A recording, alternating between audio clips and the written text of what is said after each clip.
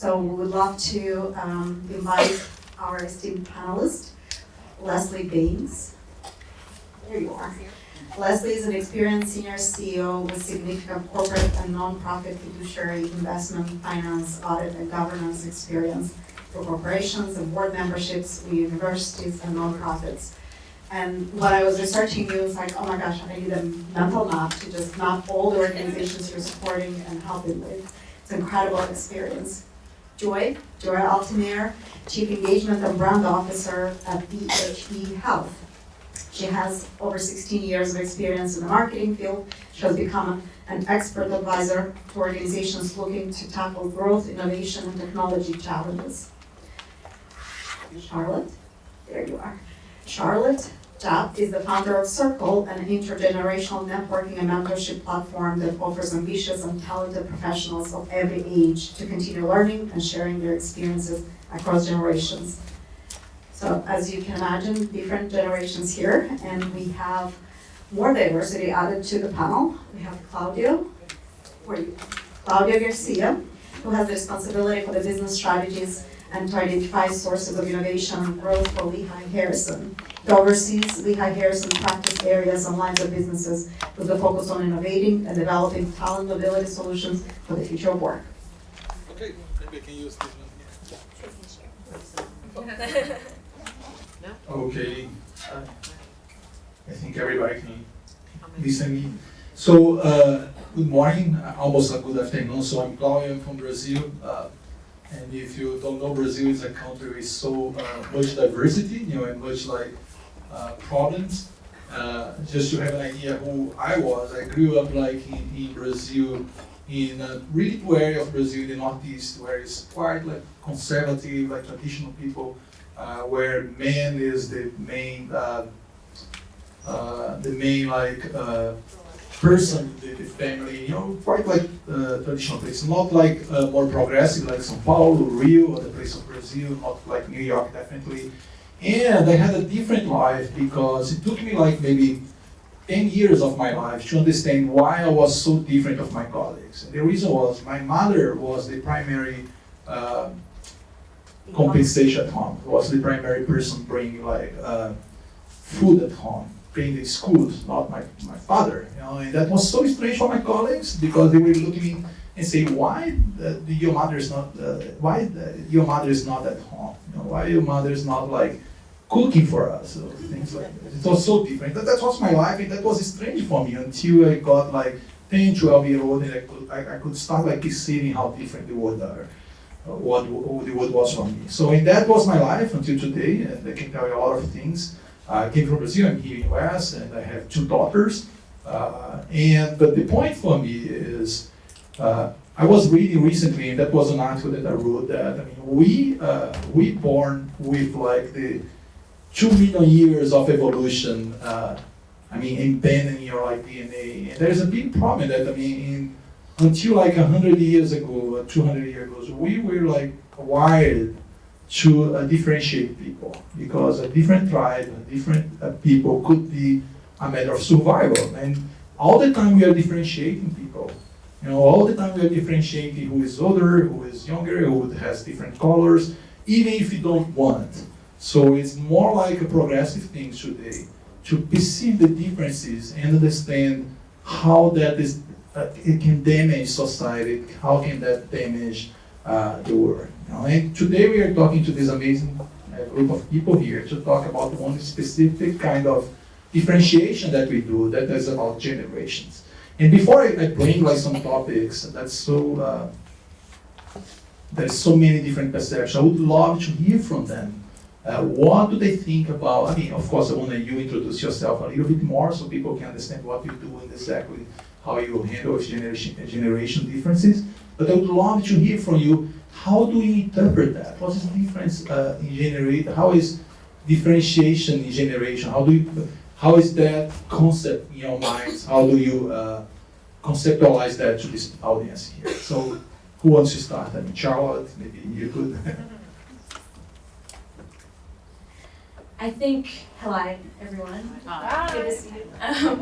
I think actually the beauty is that there are more similarities between generations than differences, and that's something that you can pick up. Like, a lot of us have close relationships to people in other generations, and you realize that actually we're more similar than we are different. I grew up with parents that were very close to me, who had parties and brought their friends over, and so I always sort of had that close relationship to people a lot older than me, and I loved their company. So I think that was a big part of me and starting CIRKEL. I don't know if we're supposed to dive into that stuff yet, but I'll leave it there for now. Hi, I'm Joy Altimare. Nice to meet you guys. So just quickly, my background, I am a marketer, so my job is to segment. That's how I understand how to find opportunity in the white space and then actually leverage that for revenue. So I live in that every day. So we talk about segmentation, generation is one of those. I do that currently for a health company called EHE Health, but my background is consumer marketing. And I switched to healthcare, it's a whole other story, but I just felt like there's an opportunity to bring consumerism to healthcare, because healthcare is healthcare and education are one of the major divisions in our country. So we'll leave that there for now.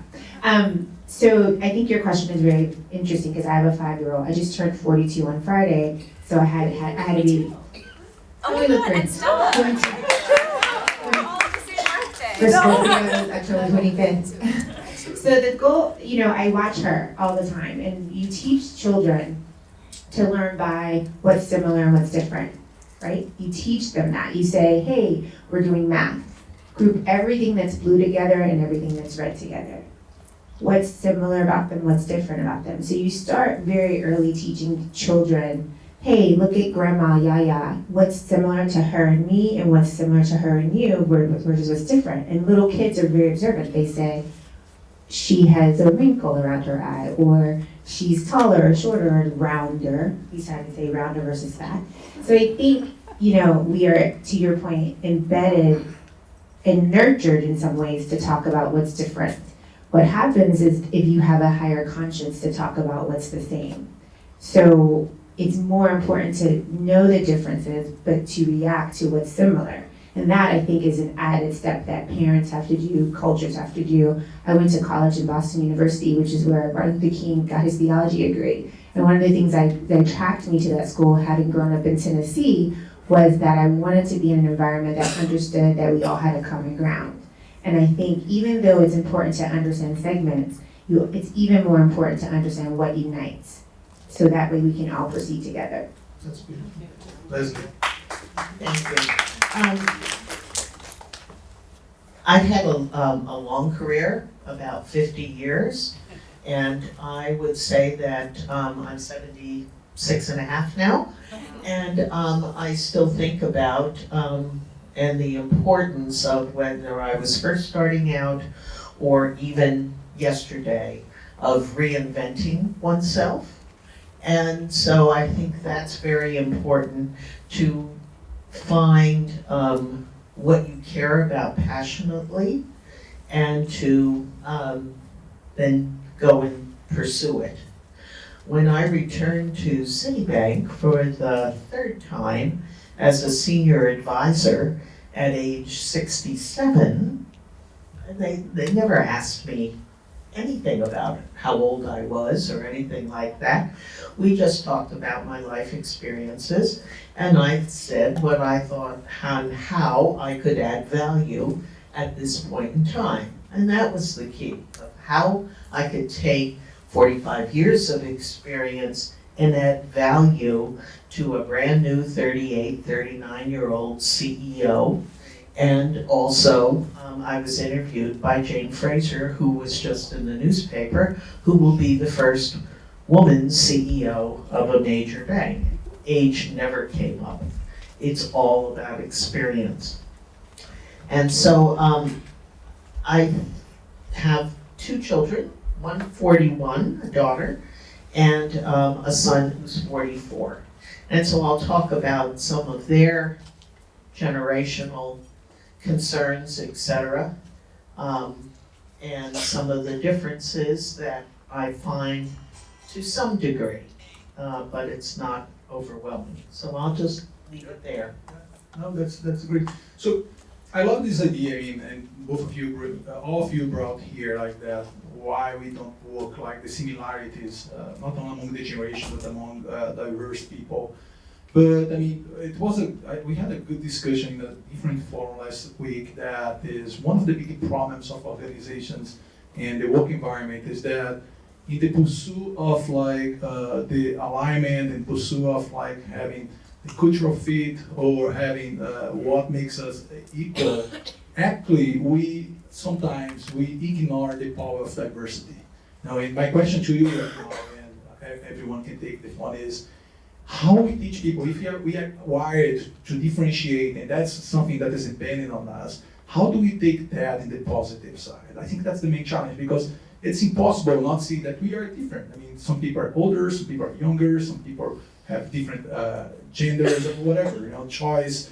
But how do we get in organizations to look to diversity in a different angle that is not bringing everybody to be the same, but everybody to be different as they are, So I'll just start.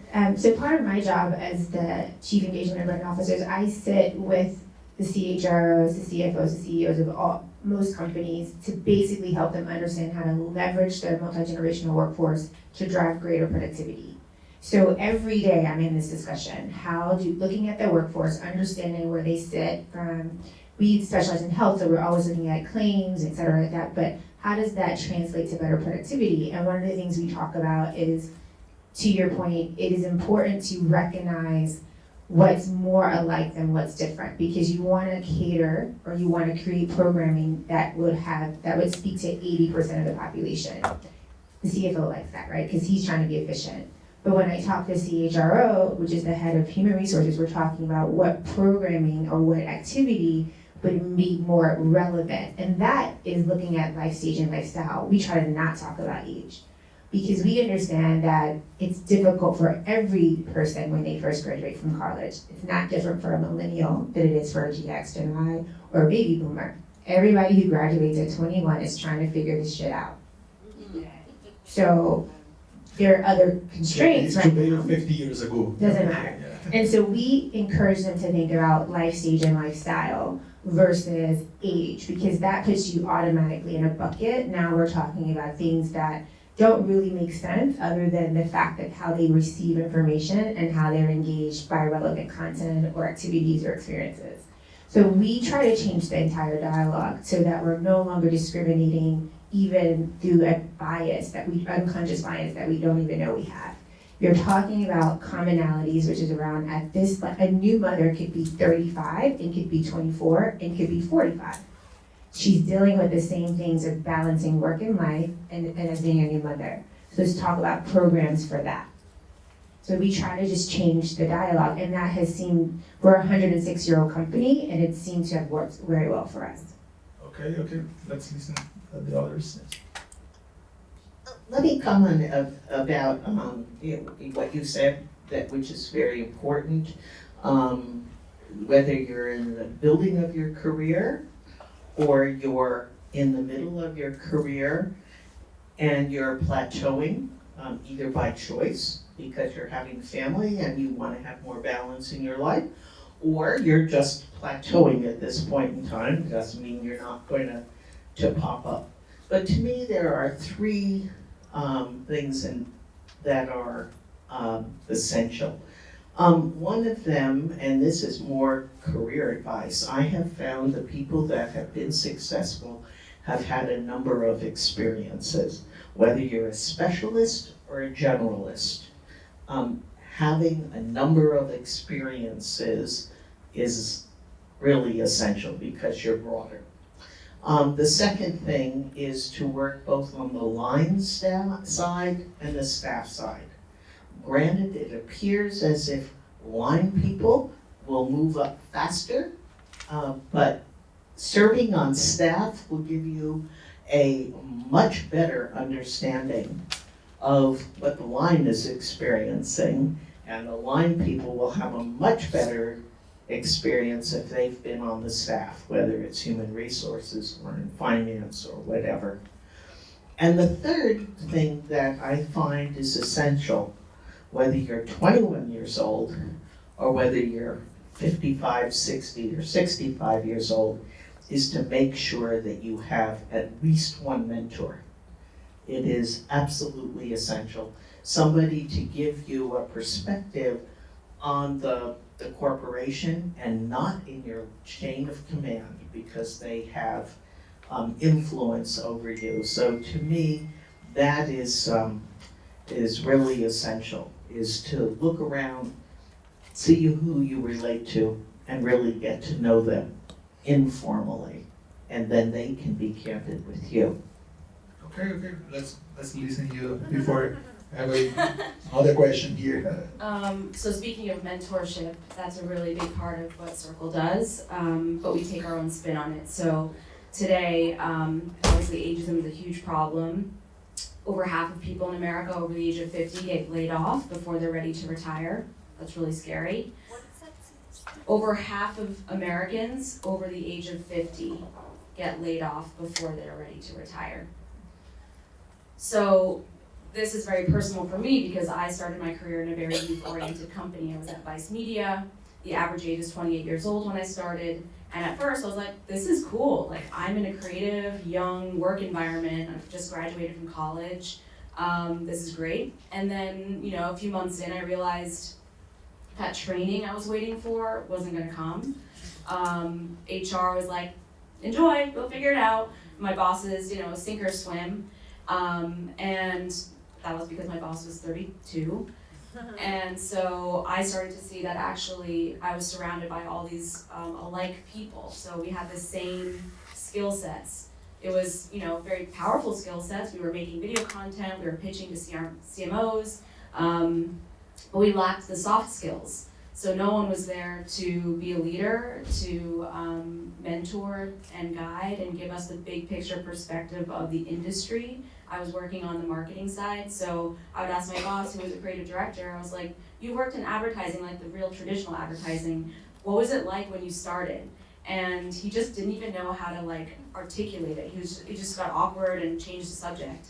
And so I actually grew up with a father who worked in advertising, very Mad Men era advertising, and he would tell me what it was like, working at Y&R in London, where the creative director would walk around and peer over your shoulder and have you, basically compete with other art directors. So things are really different, and so that was really interesting and important for me to know.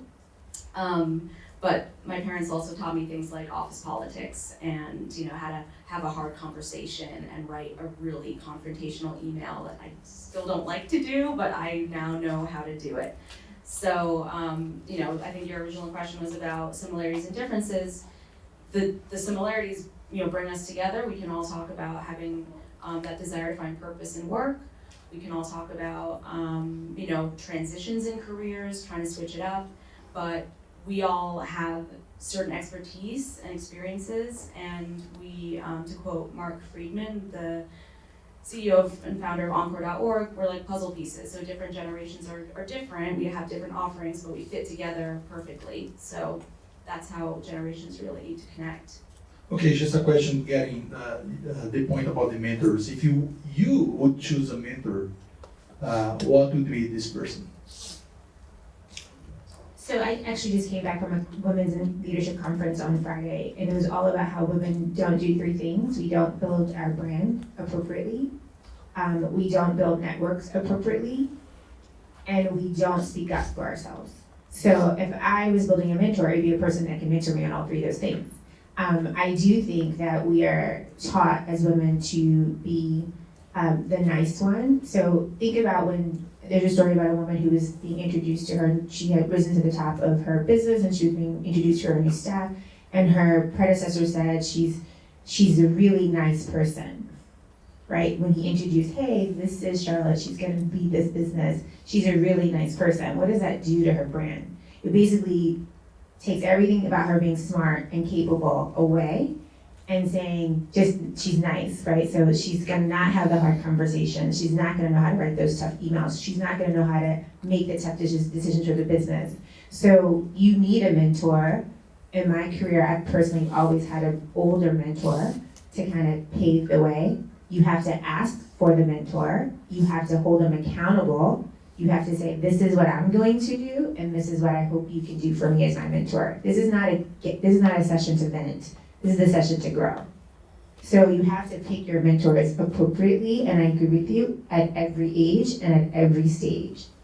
I purposely connect, so I'm in marketing, so I purposely connect my millennial team with the older people, older generations on other teams, so they can both learn. To your point, there's things that millennials know that can teach in a different generation, but there's a lot of soft skills and actually just strategic skills, fundamental building blocks of how to actually do a scope of work or how to do a proper budget that younger generations need to know.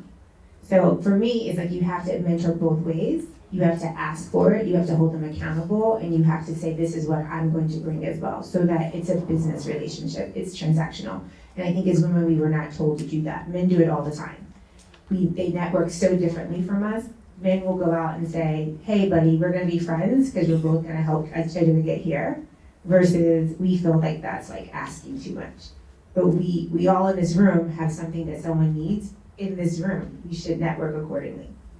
Let me move this direction. That's a really important topic, because you said about like how you work with mentorship in your organization, and you said, okay, you have a lot of young people that could be leveraged by like more senior people, helping them to navigate in areas that they don't know. But that's the only option. And before we move forward, I would love to hear you first about what would be the mentor you choosing in this moment of your career.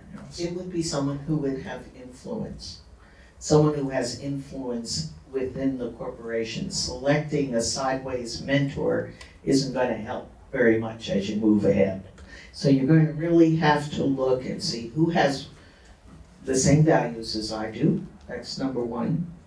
They may have different skill levels or different areas of expertise, but they really need to have influence within the corporation in order to assist you. Is that for you? Oh, absolutely, absolutely. And I don't think about the age of whoever the mentor is, it's whether they have influence or not. What's interesting as you're moving up the chain, and I'm in the process of just finishing a book called The Boss Whisperer. And so it was a busy year. I wrote a hiking book for kids, and I also wrote this book called The Boss Whisperer. And it's important to, as you're moving up the ladder, to understand your boss. Your boss is responsible for your advancement, your remuneration, and how people feel about you. And there are about 6 boss types.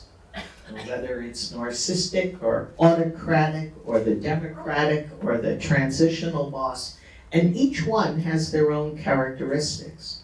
And you have to understand the characteristics of that boss and then try to make he or she successful. Arguing with them and hitting up against the wall isn't going to do it. So it's important to understand the various characteristics of the narcissistic boss or the democratic boss, the abusive boss, and then try to work within that and make he or she successful, and then you get moved along. If they're not successful, they're going to look to someone as to why am I not successful, and sometimes it falls on you. Absolutely. No. You gave like the example of your father, how he helped you. I mean, today if you look like the kind of mentor you're looking for, how would that fit for you? So CIRKEL, people probably don't know what it is, but CIRKEL is an intergenerational networking and two-way mentorship platform. So we do events where different people from different generations come together to meet each other, and we usually have a sort of umbrella topic. There's one tonight, if anyone would like to come. It's at Trove Social with Meg in the back there. It'll be really fun. But we also have a club, and there are some women in the room who are part of this club. It's called Circle Up. It's for anyone of any gender, any age, but it's a really curated way to find interesting people to be mentors to you. And we don't see a mentorship as a mentor-mentee hierarchy. We see it sort of laterally because everyone has something to learn from someone else. And we don't use algorithms or any of that yet. It's very human curated. We met yesterday morning as a team to look through all of the applicants and actually make those pairings. And it's been really amazing to see how people are learning from each other and are actually changing, their careers based off of the conversations they're having. And part of the philosophy is that instead of a traditional mentor-mentee relationship, you should think of yourself as building a personal board of advisors. So just like as if you are your own company, you want to have someone who's a different expert in different things to contribute to your growth and check in with them from time to time, but it doesn't have to be one person who's the end-all be-all. So I have my mentors who range from the nonprofit space, in sort of this aging conversation, but also some that are in just the event space, who also is side hustling the job with putting on events. And so there are different things that I'm looking for, and a mentor can come from older than you or younger than you or even the same age, just as long as they contribute something to your growth. I like that. I recently read like I don't exactly remember where, but saying that instead of one mentor, you should be looking for many mentors because you can, bring diversity to your life. And that I think it's smarter when you think about that. So one piece that I would like to come back. I work for this organization, the Hecht. I don't know if all of you know, but we support people to find a new job. Companies hire us to help people that are being terminated to find new jobs. And then every year in 64 countries, we help close to 400,000 people. And one thing that is common in these 400,000 countries that we operate, there is no difference, is people with more than 45-year-old, those people take at least 50% more time to find a job. And when they are above 60, that goes to 80%. So why I'm forcing that? Because I see a lot of things organizations are trying to do and doing to make sure that we don't discriminate on age and other things. But that happens for a lot of reasons: historical reasons, societal reasons, cultural reasons, and so on and so forth. What else could we do? We talk here about mentorship. We talk here about like how we engage people and how we, the practice that we have. What else is missing to we really include different generations properly in the organizations? I think it's important that as you move along in your career, that it doesn't have to be in a single focus, and whether you're 40 or 50 or 60, you can reinvent yourself because you can draw upon whatever those experiences were. I was a banker from 21 years old to 60. I turned 60 and I said I want to do something else. But you had leadership skills. And I went to the nonprofit industry and was concerned about education, and I became president of AFS International, which is the largest student exchange program in the world, in 52 countries and 13,000 students we exchange every year. No one worried that I was in banking or whatever. They just look at you as an individual, what your ideas are, what your values are, and the fact that you have leadership skills. So to me, when you said 50% of people over 50 will lose their jobs, okay, but that's okay, because you're going to take what you have and look, and you don't have to stay within your industry. You can go outside of it because what you have is just so valuable. Yeah, it's just getting what you said here and asking the two of you. So, do you see any kind of practice? Because I get your point. Necessarily, when you age, you get so many experience beyond like the core skill that you focus. That could be marketing, whatever you said. Your leadership, life experience could bring so much like to the context that you could be probably involved. So do you have anything that help those people find out like other skills and use those skills in your organizations, or have you seen something similar to that? Or you still have like this core thing that is the skill that is a big filter to what people do. You know, there's aptitude tests. I know, yeah. And that is terrific. And both my son and my daughter did this. Our son had a rock band for 10 years. And at age 35, the singer of the band married Alanis Morissette, and so he decided, I'm going to restart my life. But I don't know what I want to do. I graduated from Duke with biology and music, and I don't know what to do. There is a fabulous aptitude group, I think it is called Johnson and Higgins. I could be wrong. But what it did is it told him not only what you're interested in, but what will make you happy. And you have the consulting aspect of it. He went back, got his master's degree in architecture, and he's coming up on his 5th anniversary of in UCLA in working for an architect. So, I mean, you can reinvent yourself. Yeah. Daughter, very successful in AOL. Her son came home and said, with a beautiful little card, about how much he loved his mom and his dad. Daddy heals people. Daddy's a doctor. Mommy's on the phone a lot and her computer and sets up a lot of meetings. Our daughter looked at that and said, oh my gosh. She took a pause, left AOL, and is now a writer and gives speeches, actually. You can hear her on National Public Radio on Moth.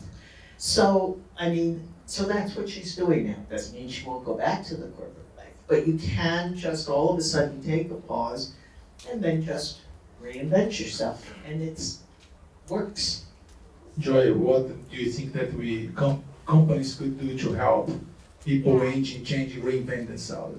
So I think your question is interesting. I would just comment quickly on your comment about your theme about, I think flexibility is what you're talking about. This combination of being flexible, but also knowing your true north and knowing what your passion is. I think that's the most important thing for the people in this room to really do that exercise.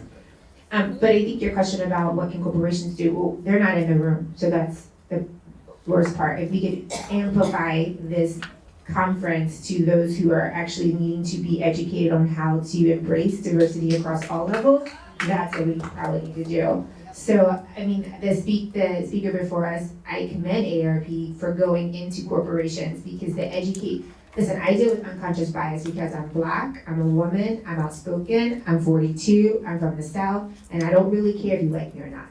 So that's like what needs to be discussed because all of you, yes, I mean, we're basically just talking to each other. You guys all know what you can bring to the table. You know what you're worth. I don't think anyone in here, maybe I'm not gonna be speaking absolute suffers from low self-esteem. You know what you've been doing for 20, 30, 40 years and what you can bring to the company. It's the guys on the other side who may even be your own age who think that you can't do it. It's the generations before us or before you, like our generation, who don't know because their only reference of people your age in the workforce are their parents, and they may not be as great as your parents were. My parents, my mom stayed home, which was awesome. Then she went back to work for a little bit, but she was never ambitious. My dad was the money maker, and he retired early. So I don't have that experience outside of those that I cultivated with people that I worked with who were older than me, and then I started to change my mindset. So what needs to happen is this needs to be amplified on a higher level to probably people upstairs at PwC so they understand that this is the workforce they need to be tapping into. Everything that she said before, that they need to be looking at not just college age kids and going to those workforce or creating those recruitments, they need to be recruiting actively for this group. And they know how to do it because they know how to make digital buys. They know how to use programmatic advertising. They know how to find you, but they don't want to because they don't understand the value. So we have to do that first. We have to put value on this age group. And it's important to me because I'm going to be there in 8 years. And I'm not retiring. So we need to start it now. I want to be controversial. I want to be controversial because you said something that just startled me. I do not care if you like me or not. And to me, maybe it's generational. I do care whether people happen to value what I'm doing, and I do care if they like me, because I'm going to have greater influence over somebody if they have a lot of respect for me. Now, maybe it's this word like, and I didn't say we were going to go out and have a drink together or whatever, but respect is something that's, to me, very important. And so, if you're going to be moving along and having influence wherever you are, I think it's important. But maybe it's this word like. Yeah, so I'll clarify. I don't care if you like me because that's subjective. You liking me has nothing to do with my ability to do the job or you respecting me. What I've learned, and I've been doing this for 22 years, so what I've learned is when I try to be liked, I'm miserable. And I have to live with myself. I take myself home today to my family. I go to bed at night. I have to live with myself. So I feel like growing up in the South, going to an all-girls school, I was told to be liked first. My colleagues that went to my all-boys school, they were told to be smart, respected, and to be kind, but not having to necessarily be liked. And there's a difference. So maybe it is generational, maybe it's a nuance, maybe it's semantics. But for me, I would prefer to be respected, trusted, Yes. for them to understand I'm capable, versus saying, oh, I really like her. You know, and I hope that the likeness comes, but it's not my number one ambition. I think it's a matter of semantics. That's a good discussion. So, and coming here, because I'm sure you have a lot of questions, but getting what they said here to you, Charlotte, that is, getting the thing that is, what do employees want? I mean, I always in my mind comes that depends a lot, you know, that because you have like diversity within a generation. We have some standards because a 21 or 25-year-old would be always a 21, 25-year-old in a different context, maybe more digital savvy, but with the same emotional situation, problems, want to grow the same about like people with 60-year-old and plus or 50-year-old and plus. They have like aspects that are common with everybody, and there are aspects that is part of how diverse they are and what they want for life. But independent of that, I mean, getting what you said, that I think is a good recommendation is, what else would you recommend to these people here? I mean, what else would you respect, or what else would you suggest them to do to be listened by employers, or listen beyond like getting respect and getting then feeling that they are good at something, not only like it, as you said. You know, and we are just almost ending here. Do you mean people who are looking to be hired, or people who are working in? To all those people that are here and somehow are trying to learn how people 50 plus in age could be more accepted and more successful in society. You know, what else would you suggest to them here? I think a lot of what we're talking about in terms of integrating multi-generations into the workplace comes back to trust and value among generations. Like, that's the starting point, because you can't even start to understand all the skills someone has or what you can really learn from them until you first kind of established a trust relationship.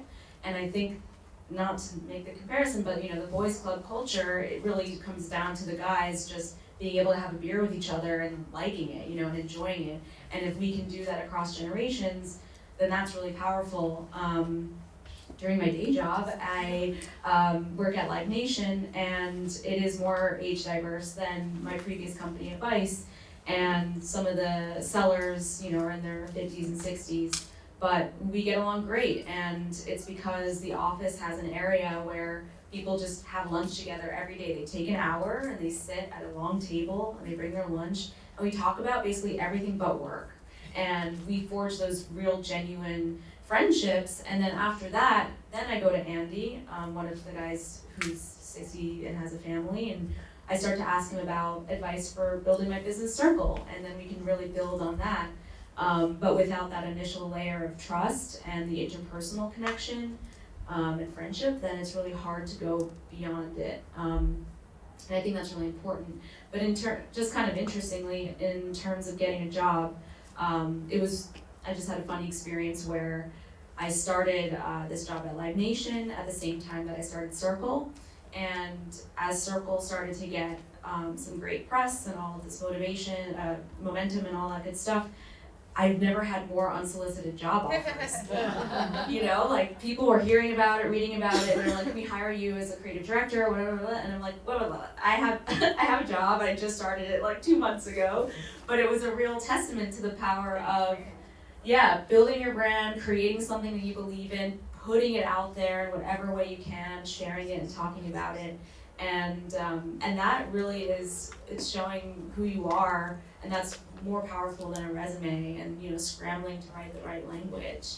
Love it, Joy. I agree. I think you have to build a brand. I have one of my great friends is here. She's an amazing creative. I tell her all the time, you have no presence. It's like dating. Like when you're young and people are like, I want to get married, but you never go out.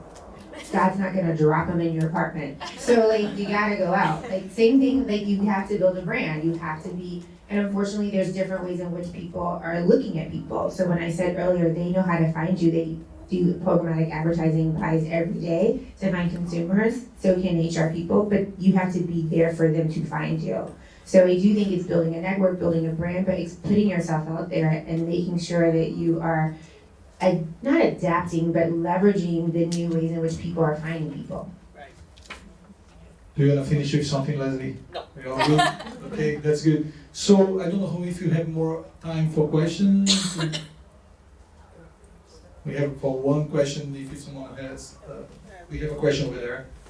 Maybe I can. Someone's bringing it. It's all the way. I actually have more a comment than a question. I'm 54. I'm on hiatus. I'm starting a contract position on Monday. Yes. And I'm looking at this panel, and I'm listening to this panel, and the language, and the generations, and the values, and I see this polarity, these opposing forces pulling on each other. As far as, I don't care if you don't like me, and I'm the one who clapped in the back, right? Because for nearly 30 years, I wanted to be liked, and that doesn't get you to where you need to be. Not completely. You have to have that sense of self, of values. You have to bring the integrity and the trust and the hard work to the table. So being liked is table stakes. And if you don't have it, it might not be the right fit for you, right? So I see both of this. Everybody says 90% of success is showing up, right? And having the right attitude. And I'm not sure if that's wrong. A lot of it is just having the right attitude, this certain level of emotional intelligence. So I'm just seeing all of these forces and different ways of talking about ourselves. But it really is about not having somebody else build your brand, but build your own brand. Yes. Get to your own value system and know what's important to you. And don't compromise on that, which is what you had said, it made you crazy. You can't worry about being liked all the time. So anyway, I wanted to thank you because this is just like Congratulations. 3 generations, just whole years and years of experience and insight, and I want to thank you. We're the same generation. You want to comment? I just said, listen, I think we all have Different experiences. I think you spent, like you said, you were a banker from 21 to 60. I started in the ad agency business. I got yelled at. I got, I would sleep under my desk. It was a different type of environment that I realized being liked was table stakes. So maybe if I had a different industry or category, I would have a different perspective. But that's my journey. It's not for everyone. You have to truly know yourself and character. And I think it is a little bit of semantics. Respect is all I ask for. I am the only woman in my executive leadership team, and I'm the only woman of color on my senior leadership team. And for the first probably year of this 3-year tenure I have, I wanted to be liked. And that was getting me out of the meetings. It was getting me out of the discussions. It was getting a budget handed to me that I had to deliver on that I didn't create. And I was like, F that. I'm not doing that anymore. And I'm going to say what has been in my mind, that I don't say in a meeting because I want to be liked. Done with that. If I contribute to my household. I don't have a wealthy partner. I have to stand up in this office because I have to send my daughter to a great school too. These guys have already raised their families.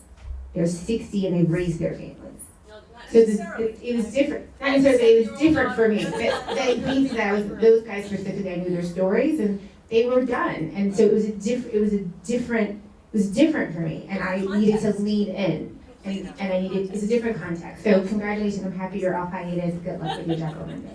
I'm not sure I'm happy I'm off hiatus. I think this is a great thing after working for 28 years. I'll say that. Yeah, we are ending here the panel, so I think there is a strong message here that I'm just getting what the three of you talked here is don't be liking. I mean, don't pursue be liking. Don't be hated. Don't be hated. Here comes the bitch. Yeah, don't be Just, hated. Don't be hated. Absolutely, don't be hated as well. So, but I think there's an important point that you made in connecting all things. That is, if you want to be respected, pursue to be who you are, and go there after that. So if you want to create trust, as you said, and create like affinity and relationship, it's not like trying to be like it, it's trying to be respected and do your best. So I want to just ask you a round of applause to this amazing people.